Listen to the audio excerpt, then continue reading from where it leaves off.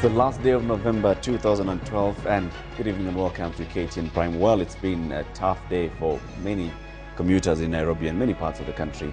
We hope you got home safe and we hope you got home well. We'll tell you whether matatus are still on strike or not. That's right, and we also bring you the news of Kenya qualifying for the quarterfinals in the Sekafa tournament, as well as Uganda. And of course, this bulletin will be packed with politics as we head towards the December 4th deadline for pre-election coalitions. Welcome, I'm Eric Lati. And I'm Joy Doreen Bira. Let's take a look at the highlights.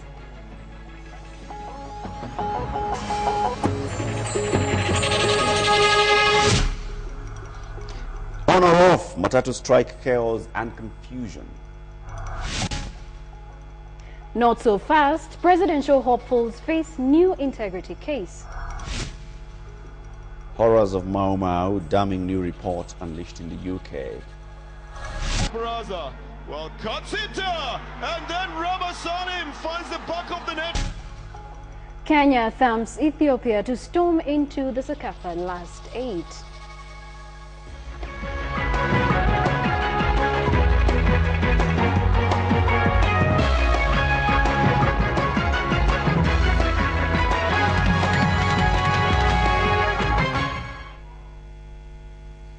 We begin again tonight on the roads where confusion and chaos reigned as matatu operators grounded their vehicles for a second day. A section of the operators called off the strike, while another insisted that the boycott would continue.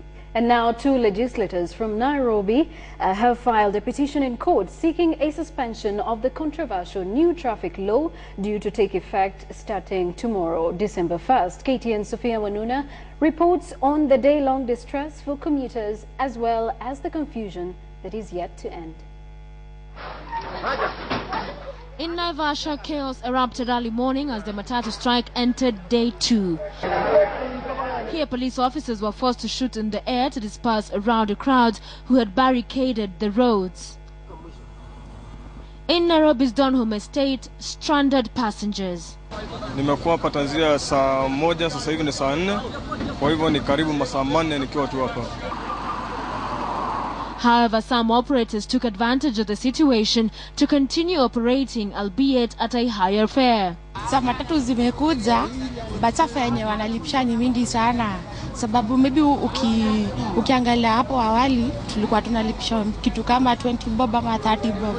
But sisi wameka fare mingi 150. And these motorbike operators were strategically positioned, hoping to make a kill ferrying the stranded commuters. At official close of business today, some rushed to the railway station to catch a ride home, as others literally hit the road. I can now inform you, there is no turning back. We just have to have an orderly society. How much is a life worth? How much? What's the cost of killing 10 people in a road accident? What's the cost to that driver who is drunk or speaking on the phone, and you end up causing an accident, killing 10 people on the spot? What is the cost to Kenyan economy? What is the cost? What is the socio-economic cost? All these as Embakasi Member of Parliament Ferdinand Waitito and his Makadara counterpart Gideon Buvi alias Sonko moved to court under a certificate of urgency, seeking orders to stop the implementation of the new traffic law that is set to take effect tomorrow. A move supported by both the Matatu Welfare Association and the Matatu Owners Association. If the law was put well and structured well and had rightful people who are of high integrity, the laws are there and it cuts across equally. As the matatu operators continue to protest against what they term as the overly punitive laws, many commuters and other motorists insist that the new laws might be the only hope for real safety on the roads. Sophia Wanuna, KTN Prime. Well, let's not kid ourselves. This law is being gazetted. It's going to be effective tomorrow, but it has been discussed for quite a while. Where were the matatu operators? What were they saying as this was being debated in Parliament? They were silent. Let's move away from this story now and start talking about politics, where we talk about this gentleman, Vice President Kalonzo Musyoka, whose Wiper Democratic movement is at a crossroads over the unity pacts with the deadline fast approaching. a section of Wiper leaders are on the verge of unveiling a deal with Prime Minister Raila Odinga and his ODM party. Well, another faction is denouncing that pact, claiming it was not sanctioned by Kalonzo. KTN has learned that the ODM Wiper deal will be unveiled by Sunday, with Vice President Kalonzo Musyoka designated as Raila's running mate. Samogina reports on Wiper's new coalition dilemma. With only 3 days to go before the deadline for pre-election coalitions, negotiations from both parties remain upbeat that the Raila-Kalonzo pact is now a matter of when rather than if. Wiper's Mutula Kilonzo and Johnston Muthama and ODM's James Orengo and Dalmas Otieno have been burning the midnight oil, crafting a deal. Under the proposed pact, Vice President Kalonzo Musyoka will be Raila Odinga's running mate in the March 2013 general election. ODM's chairman Henry Kosgei is slotted for the position of majority leader in parliament, while Wiper Secretary General Mutula Kilonzo will be House Speaker. The negotiating teams from the ODM Wiper axis held a meeting on Friday to conclude the deal that is set to be unveiled by Sunday. ODM has planned a rally for Sunday at Mombasa Tononoka grounds to be attended by Wiper leaders. It is widely expected that the ODM Wiper deal, if any, will be unveiled on that day. In ODM, we don't want to speak until we speak. We don't want to speak until we speak. So when we speak, we shall speak. But Vice President Kalonzo Musyoka's party is a divided house, with a section of MPs dismissing the deal.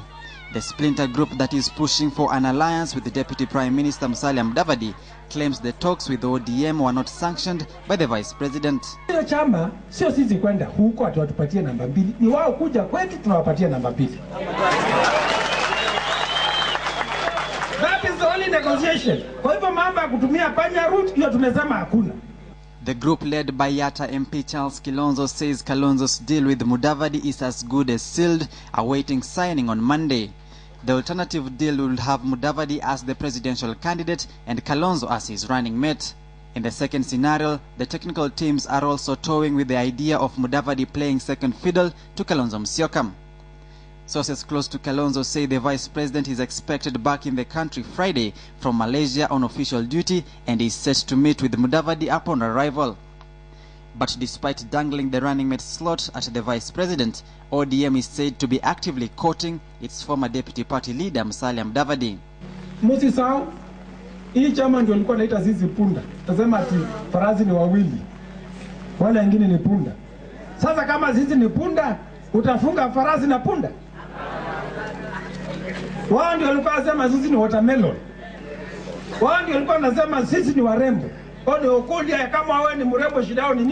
And as the mind games in the power sharing deals continue, the parties know that time is running out. Samogina, KTN Prime. Well, it's a bit confusing now. So which way Wiper? Is it the Raila side or the Musalia Mudavadi side? That is a big question tonight. We are asking you, do you think a Raila-Kalonzo pact would work? Do you think a Raila-Kalonzo pact would work? Send us your brief comments beginning with a yes or a no to our SMS number 8040. We'll sample some of them at the end of this live newscast. In the North Rift, the William Ruto-led URP has dismissed allegations that its alliance with the TNA continued, actually, I beg your pardon, the alliance with the TNA is actually tribal. Ruto continued his charm offensive in his home turf amid pockets of resistance ahead of the signing of the pact with Uhuru Kenyatta. But elsewhere, in Western Kenya, Prime Minister Raila Odinga termed the Uhuru-Ruto pact as weak. Masi Kandie reports from Eldoret. The URP party was in Eldoret Friday afternoon to convince further the town and its environs that the TNA-URP alliance is the right road to State House. The party's leader William Ruto says that those who dance to a different tune other than that of TNA and URP will miss out in the next government. Ruto says being a running mate is a compromise to ensure the party does not end up in the opposition. Nyinyi mnaelewa waziwazi ya kwamba kazi ya rais mimi ninaweza. Mimi ninataka kuwaulizeni ruhusa yenu ya kwamba tuunde hiyo serikali katika round 1 mwaka ujao. Speaking in Eldoret town at the 64 stadium, the URP leaders hit at their opponents, dismissing allegations that the alliance was tribal. Wengine wanasema Ruto anatupeleka sijui kwa mlima, si mmesikia hayo? Naomba sana niwapeleke kwa Biblia, kitabu cha kwanza. On the mountain the Lord shall provide. URP finishes its political rally here at 64 Stadium, insisting that URP-TNA alliance will form the next government. Well, that will be up to the people of the North Rift to decide. As URP campaigned in the North Rift, Prime Minister Raila Odinga dismissed Uhuru Ruto alliance, terming it as weak and unable to beat ODM.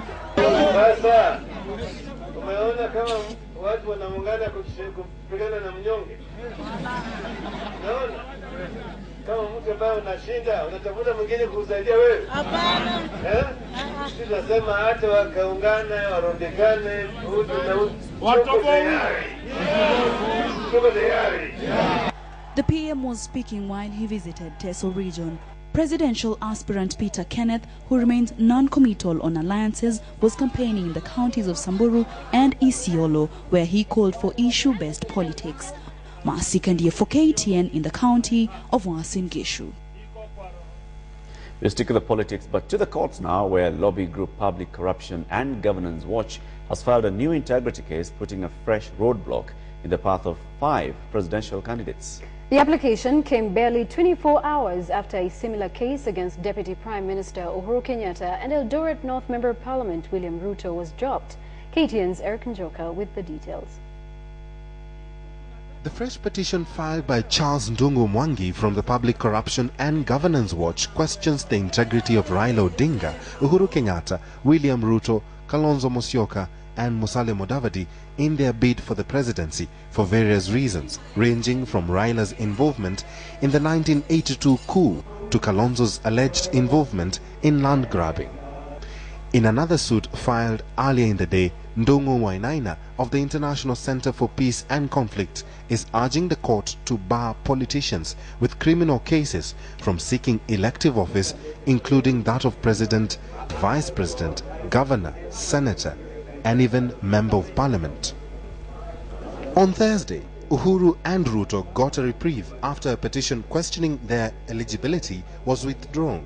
However, activists Charles Omanga and Patrick Njuguna said the 2 presidential aspirants should not celebrate because the move was just a tactical one, and they would file another petition which would bring into question the integrity of all presidential aspirants.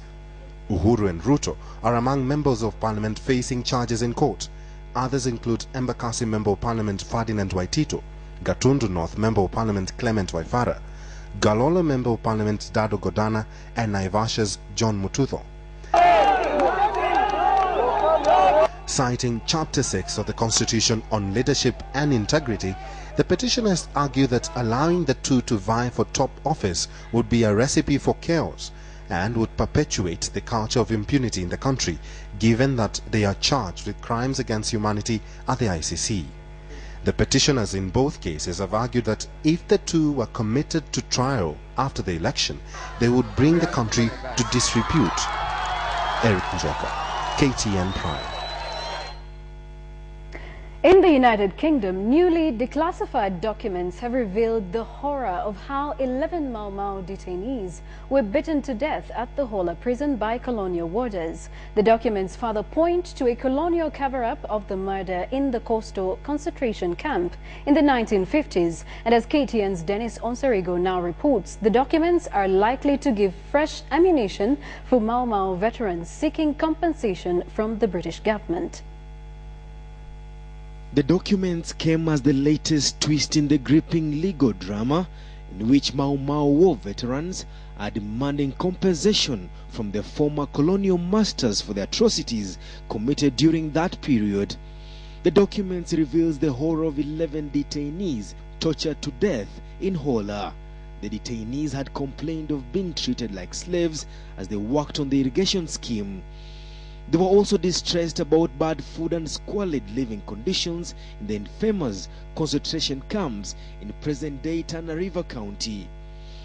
The colonial government claimed the 11 had died of poisoned water. 62 years on, information contained in a telegram admitted the detainees had injuries inflicted by heavy sticks and boots. The documents are likely to provide more ammunition for the Mau Mau veterans seeking compensation from the British government.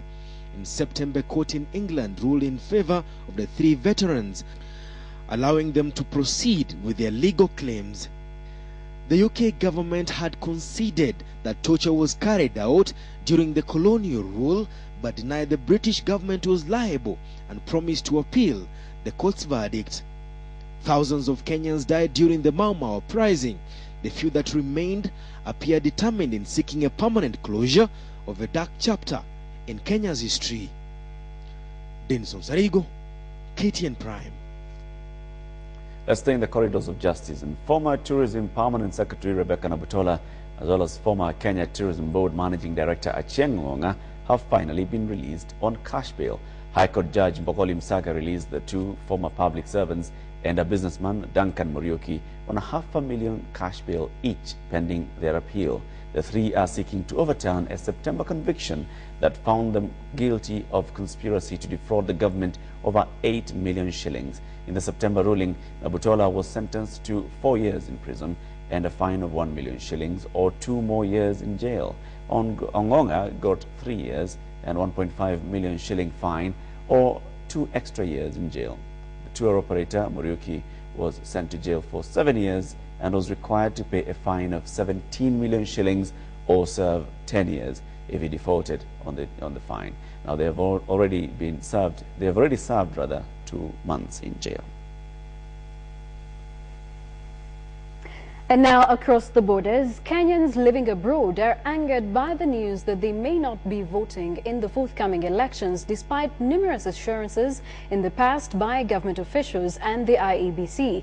Through their representatives in Kenya, Jaffer Isaac and Professor George Wajakoya, the Kenyans living abroad have vowed to move to court immediately to contest the decision, terming the pronouncement by Justice Minister Eugene Wamalwa as illegal and ill-conceived and a violation of their constitutional right to vote.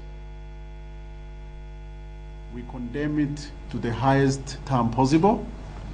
And we are also here to tell the Kenyans and the world that we will fight it to the bitter end to make sure that we will vote. The reason being, it's not only constitutional. This is playing with the people's feeling. We currently remit between 700 and 900 million US dollars a year. We are the second after tourism in revenue earning for this country. Therefore, if politicians come up in a bedroom or to do bedroom politics, the courts should take this issue very, very seriously. And I'm asking the Electoral Commission, that is their responsibility as enshrined in the Constitution, to make sure that these rights are not abused.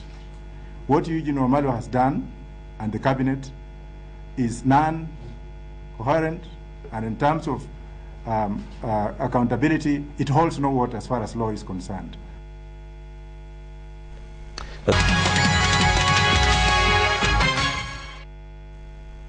We're glad you're still with us. This is KTN Prime.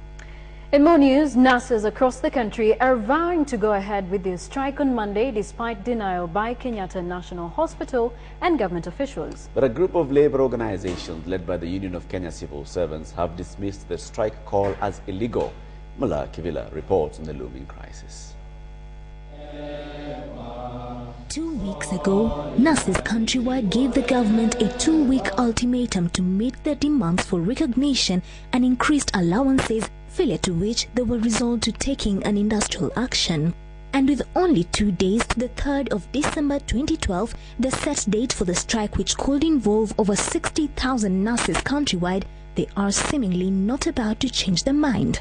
Our rights have been violated, infringed, and I can say that from Monday, the strike is on. There shall be no single nurse in any public health facility in Kenya.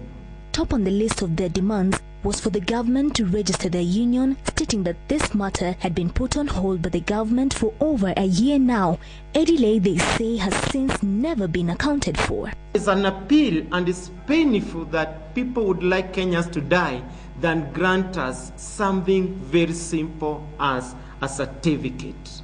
However, the Union of Kenya Civil Servants, together with the Kenya Union of Domestic, Hotels, Educational Institutions, Hospitals and allied workers have termed the nurses' strike as illegal, firmly stating that no strike will take place. We assure patients and members of public that following this press release, no strike will take place, and let them continue seeking healthcare services in public institutions. Their call to take the nurses for a strike is illegitimate and very illegal, and they know that. A tug of war that is seemingly unending. The National Nurses Association of Kenya and the Kenyan National Union of Nurses further went ahead to trash the statements made by the Kenyatta National Hospital CEO Richard Lesiampe that the hospital's nurses will not join in the strike. The government, however, maintains that it is open to discussion. I think that discussion and dialogue is a solution to this problem. Mala Kivila, KTN Prime. Thanks, Mala. Now, looking at more news, for the second day running, a group of fishermen remained trapped in Lake Victoria bywater hyacinth that has continued to hamper fishing activities in the freshwater lake. The fishermen had sailed into the waters on Thursday morning and were expected back ashore by Friday evening, but that was not to be. It is a menace in Lake Victoria that has continued to torment fishermen. The eyesore that is water hyacinth getting worse by the minute and making fishing impossible. Not even the ongoing torrential rain and heavy winds are able to push it back from the lake. A couple of fishermen remain trapped in the Lake Victoria waters along Dunga Beach a day after sailing into the waters. Surrounded by the green matter, they remain helpless and desperate. Their only option to sit back and wait for the hyacinth to recede and clear the waters. Tumewangoja paka saa hizi, paka mvua imenyesha, imewanyeshia humo ndani, tunawatazama, tunawaona, hao pia wanatuona na hakuna vile wanaweza toka nje. Some tried wading through and clearing the hyacinth in vain. The residents ashore could only watch from afar. Some tourists on a boat were among the trapped but were rescued near Kisumu Impala Park. The hyacinth continues to choke the lake at an alarming rate, and the government is now considering procurement of specialized machines to undertake mechanical removal of this weed. Nilikuwa ndani yake na wageni ndani yake. Kakaa huko hadi mpaka saa 6 usiku. Na hii nyasi sio kitu mzuri, ni muda mrefu ishakuwa hapa. Ilikuwa nasumbua wavuvi, hata wengine wataweza lala hapa ndani karibu wiki moja kama wako ndani ya maji. In the meantime, those trapped in the hyacinth continue to spend long days and chilly nights in the middle of the lake. Well, I know scientists have really been working hard trying to figure out how to kill the hyacinth in Lake Victoria, and we wish all the best to the scientists because this is definitely having its toll on the fishermen in our lake. Now let's take a look at other stories that are making headlines around the country. Migori District Commissioner John Feder has reassured residents of the town of their security in the wake of leaflets containing hate messages circulating in the town. The leaflets have purported to order certain communities to leave the town before the general election. The DC says detectives are already investigating the source of the leaflets and will apprehend the culprits. Up north, an 8 billion sugarcane project in Turkana and Pokot counties will kick off next year. The project, initiated by the Keria Valley Development Authority, is set to boost economic activities and curb conflicts in the region. KVDA Managing Director David Kimosop says the 20-hectare project is aimed at restoring stability in the regions frequently affected by insecurity. And finally, the Jomo Kenyatta University of Agriculture and Technology today held its 20th graduation ceremony, ushering in some 3,000 graduates into the market.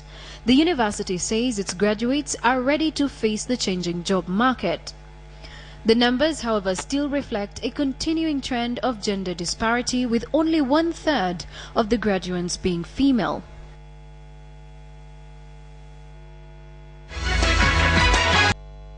Well, a very good evening to you. You're watching your home of business. This is KTN Business Today on the last day of November 2012.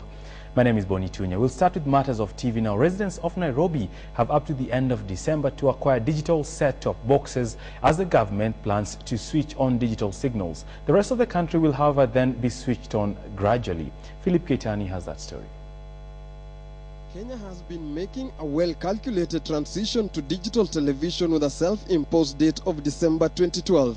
Digital transmitted signal currently covers 70% of the viewing population.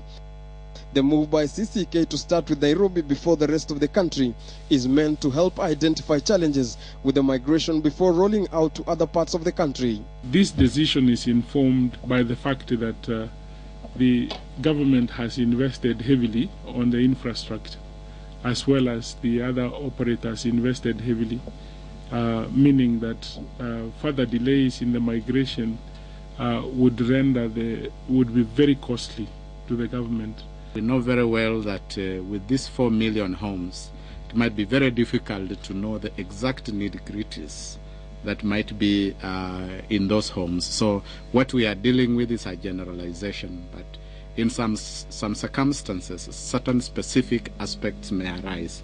So far, CCK has licensed more than 20 vendors, with the cheapest set-top box going for as low as 2,000 shillings. This came after the government gave a tax waiver for these gadgets.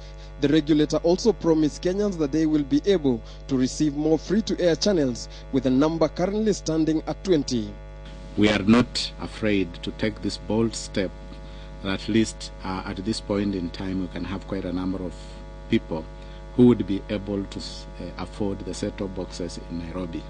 The switch-off will mean clearer visual and audio reception, large capacity to transmit 1,000 more channels, interactivity and access to electronic programming guides, games, among other advantages.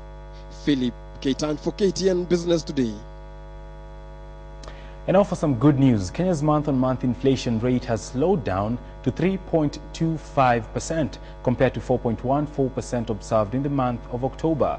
During the month of November, housing, water, electricity and gas went down by 0.14%. And according to the Kenya National Bureau of Statistics, it attributes the slowdown in rate of inflation to lower cost of electricity, cooking gas and kerosene due to lower forex and lower fuel cost adjustment. Despite the slowdown in inflation, in a food index of alcoholic and non-alcoholic drinks increased by 1.65%. Also on the rise was the country's consumer price index that went up by 0.65% to 133.33 from 132.34 now in the previous month, indicating that things are not yet rosy for the ordinary Kenyans, as the prices of basic commodities are not expected to experience a major downward trend anytime soon. Moving on, Lake Victoria became today the latest host to enhance transport services with the launch of the MV Nancio that will ply Mbita-Mfangano Island route. Residents of the island who hitherto had to rely on boats and dhows for transportation of passengers and goods will now experience improved services. KTN's Nyanza reporter Fred Omulo has more. Mbita Ferry Services that operates Lake Victoria ferries today launched the 80 million shilling MV Nancio manufactured in Tanzania. The 500-passenger 15-vehicle vessel comes as a welcome relief to residents of Mfangano Island whose trade with the outside world almost ground to a halt after Kenya Railways operated ferries stopped plying the route. It would build this island better than it has been, because in terms of the cargo that it will deliver to the island, it will be more. It will be safer, and it will open up the island. Now that the island has roads, more people will come here with vehicles, sell their ware back to Mbita and forth. MV Nancio will now travel between the mainland town of Mbita and Mfangano Island via Takawiri Island, easing the burgeoning fish trade and transportation bottlenecks that afflicted the region. Hii ndio feri ya kwanza kuja Mfangano. Manake zile zilikuwa zinakuja, zilikuwa kama zinaleta tu tinga na hizi bidhaa za Kenya Power. See, our fish will now be transported to Mbita easily because we will now be having these vehicles coming here and pick fish here. Like the fruits we are producing on the island, like mangoes and the rest, will now be transported easily. Primed to travel at a speed of 12 knots across the water mass, the ferry only needs 2 hours to cover the distance between Mbita and Mfangano.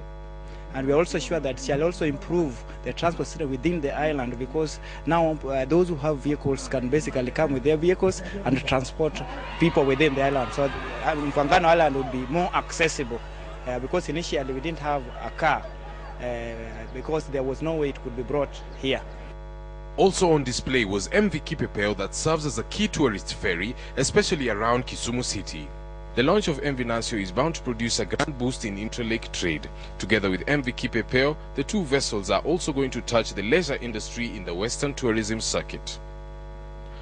From Mfangano Island in Homa Bay County, I am Fredo Mulo. Well, today seems to be Good News Friday as Equity Bank Group Chief Executive Officer James Mwangi has been named the Forbes Africa Person of the Year 2012. The award in its second edition goes to an individual primed to have been the most influential in the continent in the year. The prestigious awards were held last night in Lagos, Nigeria, where Mwangi was feted.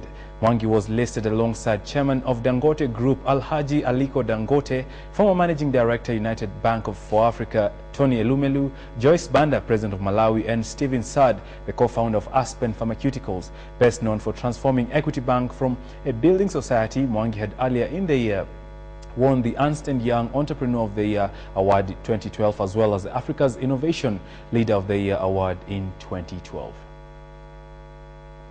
Moving on, Ugandan President Yoweri Museveni has taken over as the chairperson of the East African Community Heads of State Summit from President Mwai Kibaki. He takes up the position a year earlier than expected, as President Kibaki serves his last term as president and is therefore not eligible. Museveni is expected to lead the way in deciding whether South Sudan and Somalia become the bloc's newest members, although it appears the Council of Ministers is set to withhold South Sudan's admission pending key institutional reforms in that country. Admission into the bloc is the progressive of the 5 presidents, but the reality has imposed stark choices. During the 14th summit for the EAC heads of state, the bloc got a major boost from the US government-signed trade agreement with the bloc to help boost integration. Now, this is the first sort of agreement the US government has signed with an economic bloc in Africa. Trade within the region is estimated to have grown to 4 billion shillings as at last year.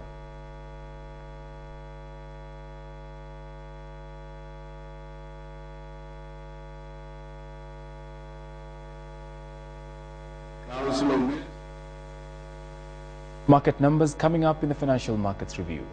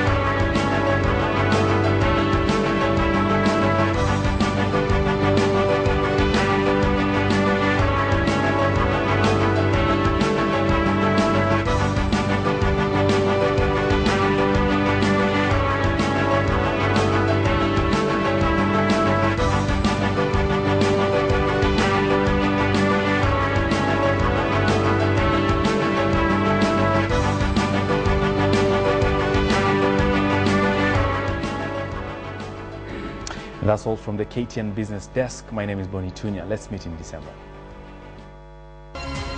KTN Business Today, in association with Johnny Walker.